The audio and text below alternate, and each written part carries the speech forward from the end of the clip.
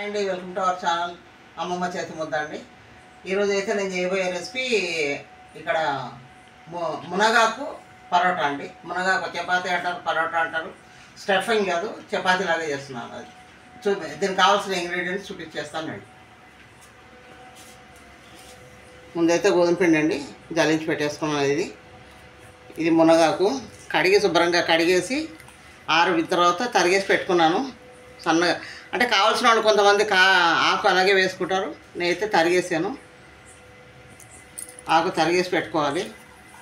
చిన్నపిల్లలు ఉన్నారు కదా, అందుకని తరుక్కోవాలండి. పెద్దవాళ్ళకైతేనేమో ఎలా వేసేసుకోవచ్చు, తినేయచ్చు. దీనికి తగ్గట్టు కొంచెం ఉప్పు, కారం, పసుపు అండి, కారం, కొద్దిగా నువ్వులు చాలా మంచిది కదండి వంటకి, అన్నింటిలో కొంచెం యాడ్ చేసుకోవాలి. ఇది వామ్ అండి, ఇది చిల్లీ ఫ్లేక్స్.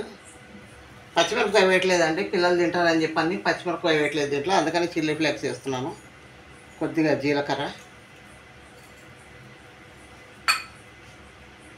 దీనికి తగినంత ఉప్పు అండి,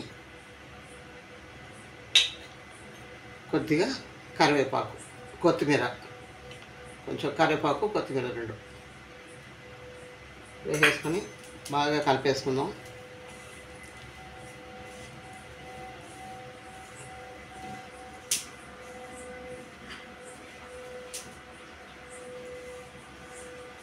ఇష్టం ఉన్నవాళ్ళు, తినేవాళ్ళు ఉంటే అల్లం వెల్లుల్లిపాయ పేస్ట్ కూడా వేసుకుంటారు. నేను వేయట్లేదు అల్లం వెల్లుల్లిపాయ పేస్ట్.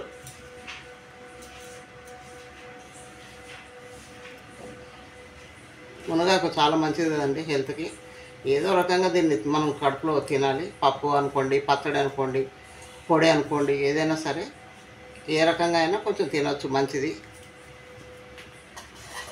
నూనె వేసేసుకొని ఒకసారి 2-3 స్పూన్లు నూనె వేసేసుకొని పిండి తడిపేసుకుందాం.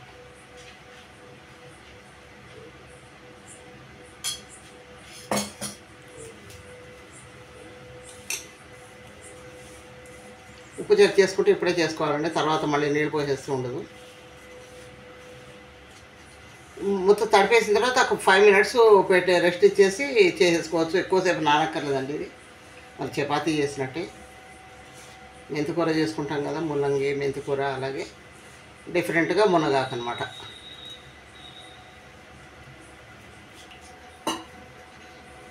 ఇది పిల్లలకి బ్రేక్ఫాస్ట్లో కూడా పెట్టేయచ్చండి. మీరు నైట్ టైంలో చేసుకోవచ్చు, మనం బ్రేక్ఫాస్ట్ కింద చేయొచ్చు. పిల్లలకి బాగుంటుంది, తొందరగా అయిపోతుంది. ఈజీ రెసిపీ, తొందరగా అయిపోతుంది, హెల్త్కి మంచిది. పిల్లలు ఇష్టంగా తింటారు. అన్ని ఉప్పు, కారం, పసుపు అన్నీ వేస్తాం కదా దీంట్లో ఉల్లిపాయ ముక్కలు వేయకూడదండి, ఎందుకంటే మనం ఒత్తుకోవడానికి రాదు. ఉల్లిపాయ ముక్కలు అవి వేస్తే కొద్దిగా సాఫ్ట్గా ఉండాలి పిండి కూడా, హార్డ్గా ఉండకూడదు, సాఫ్ట్గా ఉండాలి పిండి కూడా.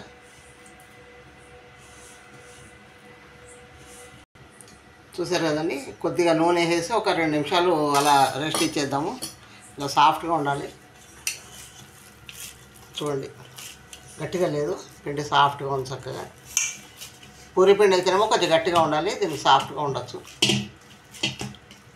10 నిమిషాలు మూత పెట్టేద్దాం. ఒక 5 నిమిషాలు చాలండి, 10 నిమిషాలు కూడా అక్కర్లేదు.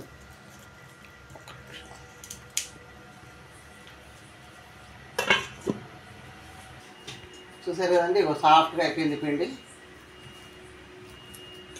తీసేసి కొంచెం బాగా స్మాష్ చేసి చేసేసుకున్నాం.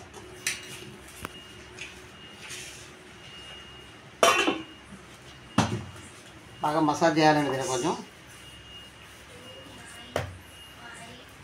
సాఫ్ట్గా అయిపోతుంది, ఈజీగా వస్తుంది చేయడానికి. ఎక్కువ ప్రెషర్ వేసి ఒత్తకూడదండి, రొట్టెల కర్రతోటి లైట్గా ఒత్తాలి.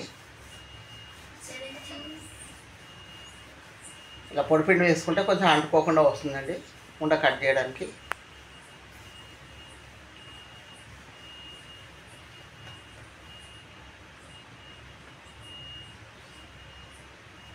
కొంచెం నూనె రాసుకుంటాం కదండి చేసేప్పుడు, చేతికి పిండి నెట్టుకోకుండా ఉంటుంది.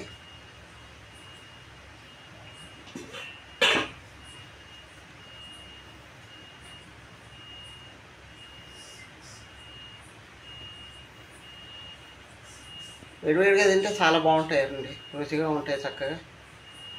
చూడడానికి కూడా మనకి కలర్ ఇష్యూ బాగుంటుంది, గ్రీన్ కలర్ కదా, బాగుంటుంది.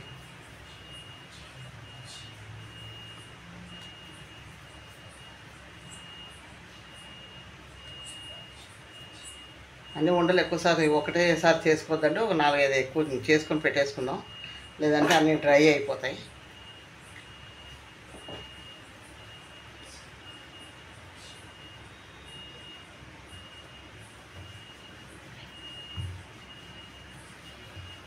పిల్లలను కొంచెం చిన్నగా చేస్తున్నాను, అయితే కొద్దిగా పెద్దగా చేసుకోవచ్చు సైజు కూడా.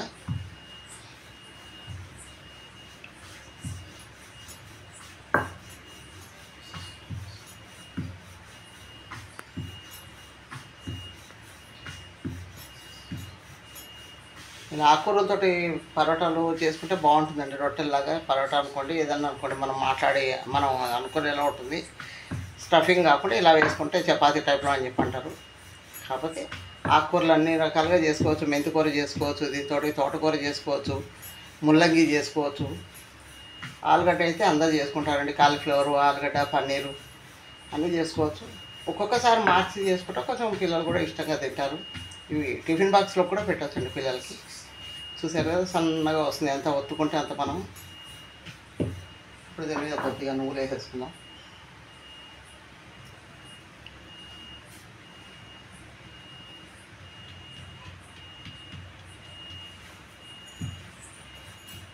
అతుకుంటాయి. ఇంకా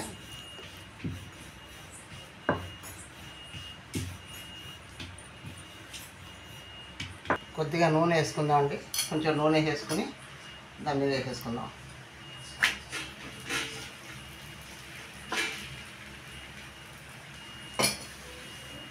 ఈ లోపల ఇది కాలుతూ ఉంటుంది, ఈ లోపల ఇంకోటి చేసేసుకుందాం.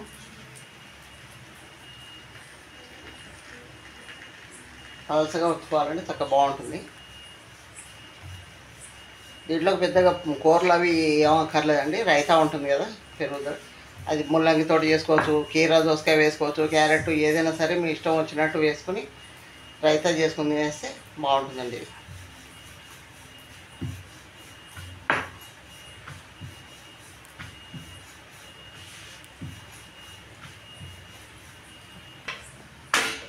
చూడండి, కలర్ కూడా బాగా వస్తుంది, కాలుతుంది.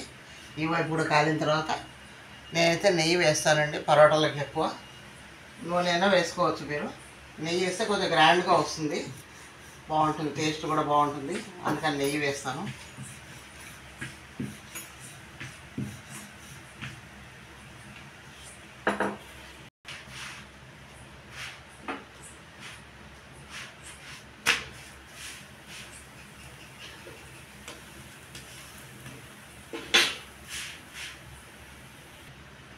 ఏంటంటే కొంచెం నెయ్యి వేసుకొని ఇలా మొత్తం ఫుల్గా అప్లై చేసేసుకొని 2 వైపులా కాల్ చేసుకొని తీసేసుకుంటే అయిపోతుంది.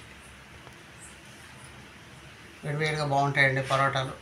మనం ఎక్కడికైనా ఈజీగా క్యారీ చేయడానికి కూడా బాగుంటుంది, ట్రైన్ జర్నీలో దానికి బాగుంటాయి తీసుకెళ్ళడానికి.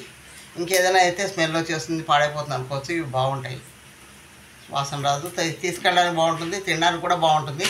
అలా రోజు చుట్టిచ్చేస్తే పిల్లలు కూడా తినేస్తారు ఈజీగా.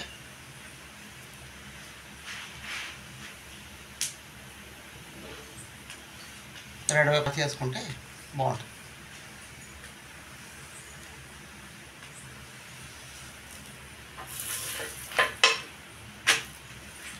చూసారు కదా, చూడడానికి కూడా కలర్ కూడా బాగుంటుంది.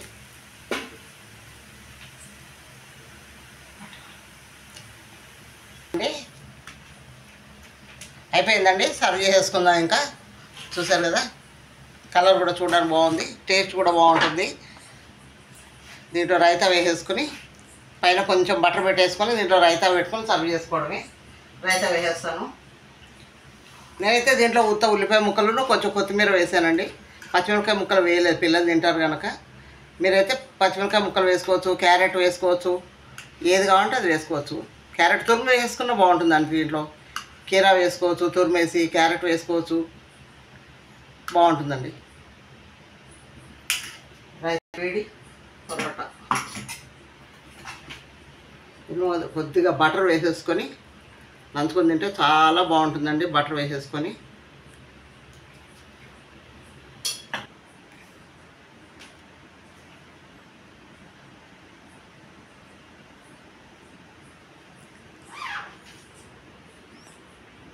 చూస్తారు కదండి, మునగాకు పరోటా అండి. మంచిగా బటర్ వేసుకొని నెయ్యి వేసి కాల్చుకొని బటర్ వేసుకొని రైతాలో ముంచుకుని తింటే చాలా బాగుంటుందండి. Full healthy. నా వీడియో కనుక మీకు నచ్చినట్టయితే లైక్ చేయండి, షేర్ చేయండి, సబ్స్క్రైబ్ చేయడం మాత్రం మర్చిపోకండి. కామెంట్ సెక్షన్లో కామెంట్ చేయండి. థ్యాంక్ యూ అండి.